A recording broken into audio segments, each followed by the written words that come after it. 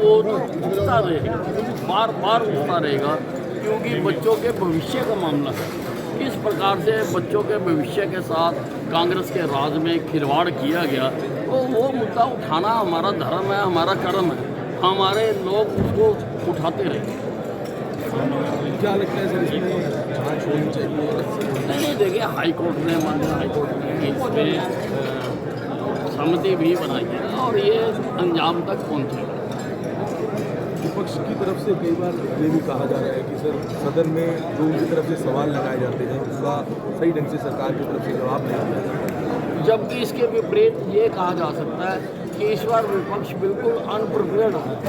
विपक्ष की कोई तैयारी नहीं, उनके पास कोई मुद्दे नहीं, वो तो केवल रीडर बन के आ गए हैं कि वो अपना कुछ लिख के ले आते हैं और खाली पढ़ते हैं।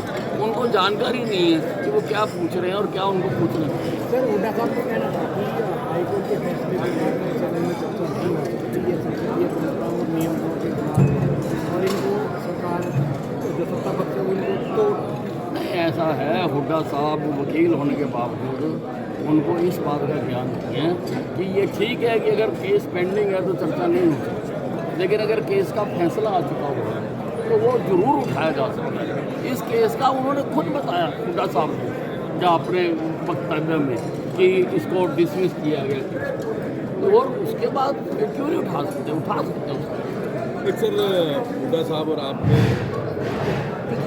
तंज एक दूसरे पर कसते नजर आए सर, उम्र को लेकर 45 साल की जिक्र आई और हुड्डा साहब ने कहा कि इस्तीफा भी दे देंगे। देखिए ऐसा है, हुड्डा साहब रोज सदन में मेरी उम्र को लेकर प्रश्न, तो मैंने सोचा आज मैं इनको जवाब देंगे।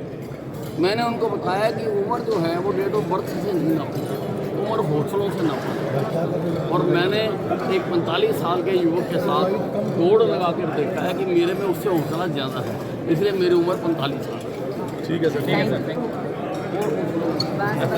हमारी सरकार ने बड़ा विस्तार से बताया कि किसानों के कर्ज के लिए उनकी उपज बढ़े, उसके लिए हमारी सरकार ने बहुत कदम उठाए हैं।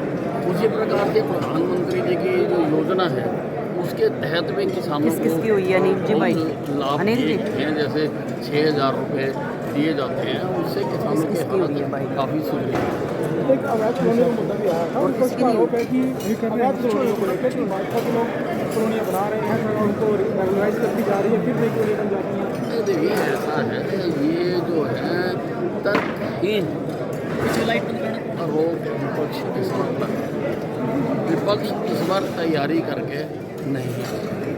ये जो कॉलोनियाँ हमने रेगुलराइज की, ये कांग्रेस के राज की बनी हुई कॉलोनी है और ये कोई आज की कॉलोनियों को तो हम कर नहीं, नई कॉलोनियों को हम कर नहीं।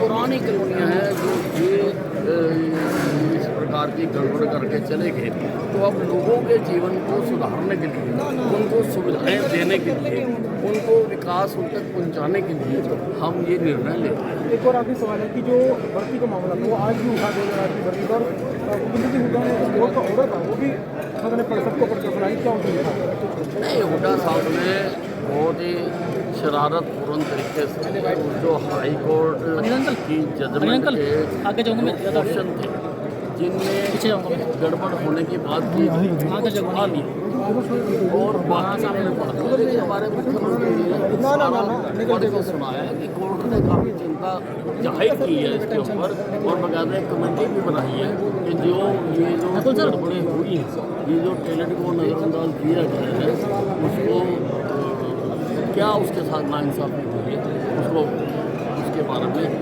27 मिनट पर आसमान से धरती पर एक बहुत ही खुशी की सिंगल आईडी है भाई।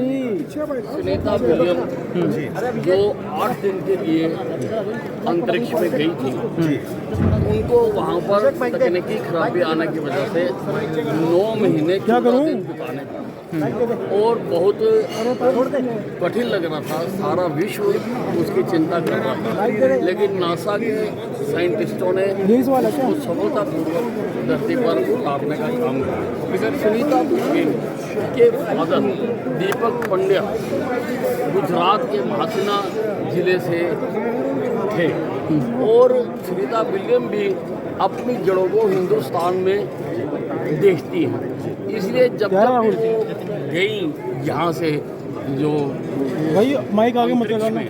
वो अपने साथ पूरा लेकर गई, पूरा स्टार डिश समोसे लेकर गई। इसलिए मैंने प्रस्ताव रखा था कि हमें सारे सदन को सर्वसम्मति से उसके आने की खुशी में प्रस्ताव पारित करना चाहिए और सुनीता विलियम को और नासा के जो साइंटिस्ट हैं, इंजीनियर्स हैं, उनको उससे अवगत कराना चाहिए। शशि थरूर प्रधानमंत्री की तारीफ कर रहे हैं, क्या लगता है एक और विकेट गिरने वाला है कांग्रेस का? कैसे देखते हैं? शशि थरूर लगातार प्रधानमंत्री की सराहना कर रहे हैं, क्या लगता है कि एक और कांग्रेस के नेता बीजेपी में शामिल? देखिए, कांग्रेस तो अब उजड़ा हुआ गुलशन है और कब कौन सा पेड़ गिर जाए उसका कोई अंदाजा नहीं लगा।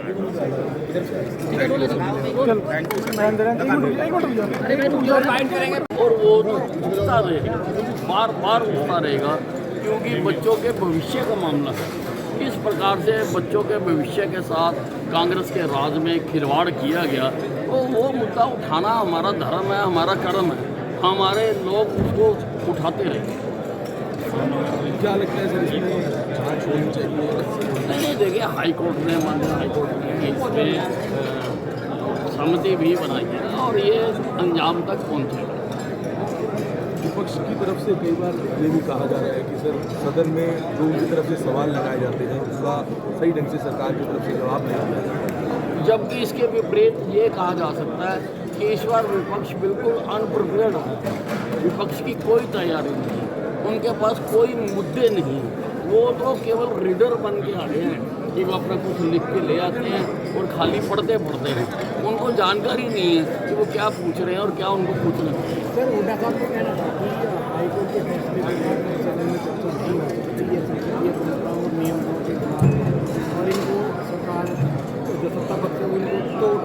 नहीं, ऐसा है, हुड्डा साहब वकील होने के बावजूद उनको इस बात का ज्ञान नहीं है कि ये ठीक है कि अगर केस पेंडिंग है तो चर्चा नहीं हो सकती, लेकिन अगर केस का फैसला आ चुका हुआ है तो वो जरूर उठाया जा सकता है।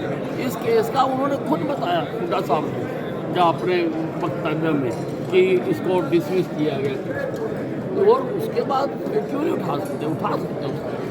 एक सर हुड्डा साहब और आपने तंज एक दूसरे पर कसते नजर आए सर, उम्र को लेकर 45 साल की जिक्र आई और हुड्डा साहब ने कहा कि इस्तीफा भी दे दूंगा। देखिए, ऐसा है, हुड्डा साहब रोज सदन में मेरी उम्र को लेकर प्रश्न, तो मैंने सोचा आज मैं इनको जवाब दूँ।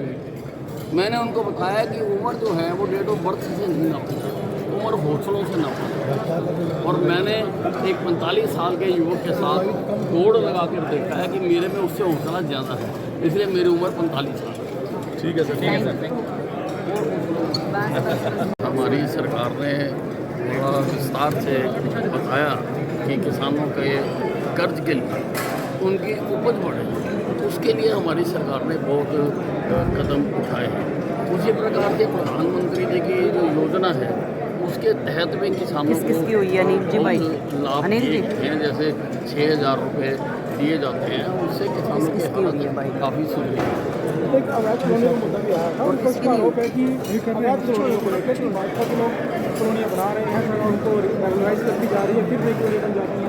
देखिए, ऐसा है, ये जो है तर्कहीन आरोप विपक्ष के साथ, विपक्ष इस बार तैयारी करके नहीं, ये जो कॉलोनियाँ हमने रेगुलराइज की, ये कांग्रेस के राज की बनी हुई कॉलोनी, और ये कोई आज की कॉलोनियों को तो हम कर नहीं, नई कॉलोनियों को हम कर नहीं, पुरानी कॉलोनियाँ हैं जो ये इस प्रकार की गड़बड़ करके चले गए, तो अब लोगों के जीवन को सुधारने के लिए, उनको सुविधाएं देने के लिए, उनको विकास उन तक पहुँचाने के लिए हम ये निर्णय लेते हैं। एक और आखिरी सवाल है कि जो भर्ती का मामला था वो आज भी उठा दिया गया की भर्ती पर, मुख्यमंत्री हुड्डा ने जो बोर्ड का ऑर्डर था वो भी सदन परिषद को प्रकट कराई, क्या उनकी लिखा?